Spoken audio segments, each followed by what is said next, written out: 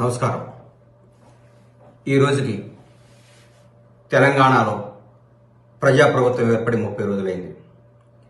ఈ 30 రోజుల్లో ప్రజలకు ప్రజాపాలన అంటే ఏందో, రేవంత్ రెడ్డి గారి నేతృత్వంలో ఏర్పడ్డ ఈ కాంగ్రెస్ ప్రభుత్వం అనుకున్న కార్యక్రమాలన్నీ అద్భుతంగా చకచకా చేసుకుంటూ ముందుకు పోతున్న ఈ ప్రభుత్వంలో అనుకున్న రోజే మా నాయకుడు రాహుల్ గాంధీ గారు కానీ రేవంత్ రెడ్డి గారు కానీ ఇచ్చిన మాట ప్రకారం అనుకున్నట్టే ఎల్బీ స్టేడియంలో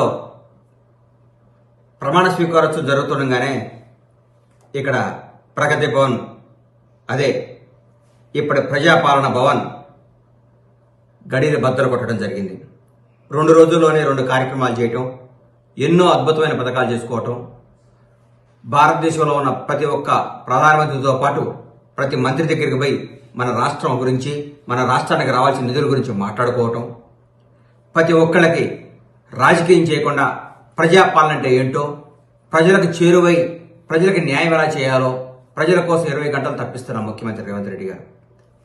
ఇలాంటి ముఖ్యమంత్రి నాకు తెలిసి ఇంతకుముందు పరిపాలన అనుభవం లేకుండా మొట్టమొదటిసారి ఏ మంత్రి పదవి చేపట్టకుండా ముఖ్యమంత్రి పదవి చేపట్టి ప్రజలందరికీ చేరువై అద్భుతమైన పరిపాలన అందిస్తూ భారతదేశంలోనే ప్రతి ఒక్క నాయకుడు ఈరోజు తెలంగాణ రాష్ట్రం గురించి, తెలంగాణ ముఖ్యమంత్రి గురించి మాట్లాడుకుంటుంటే చాలా ఆనందంగా ఉంది. రేవంత్ రెడ్డి గారి నాయకత్వంలో రాబోయే 5 సంవత్సరాల్లో తెలంగాణ రాష్ట్రం భారతదేశంలోనే నంబర్ 1 రాష్ట్రంగా తీర్చిదిద్దుతారు. అన్యాయాలు లేవు, అక్రమాలు లేవు, దొరతనం లేదు, దొరపాలన లేదు, దౌర్భాగ్యమైన జీవితం అనుభవించాల్సింది లేదు.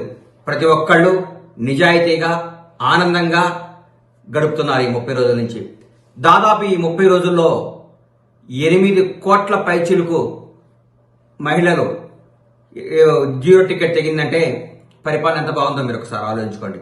ఇదే కాదు, ప్రతి ఒక్కటి ప్రజల కోసం, ప్రజా శ్రేయస్సు కోసం, ప్రజల సంక్షేమం కోసం తెలంగాణ కాంగ్రెస్ ప్రభుత్వం చకచకా దూసుకుపోతున్న విధానం చూస్తుంటే ఆనందాన్ని ఇస్తుంది, అద్భుతం అనిపిస్తుంది. రేవంత్ రెడ్డి గారి నాయకత్వంలో ఇంకా ఇంకా ఇంకా ఎన్నో అద్భుతమైన కార్యక్రమాలు జరగబోతున్నాయి. దయచేసి ప్రతి ఒక్కళ్ళు రేవంత్ రెడ్డి గారి నాయకత్వంలోని కాంగ్రెస్ ప్రభుత్వాన్ని ఆశీర్వదించి మీరందరూ మన రాష్ట్రాన్ని నంబర్ 1 స్థాయికి తీసుకుపోయే విధంగా అందరూ సహకరించాలని కోరుకుంటూ సెలవు తీసుకుంటున్నాను.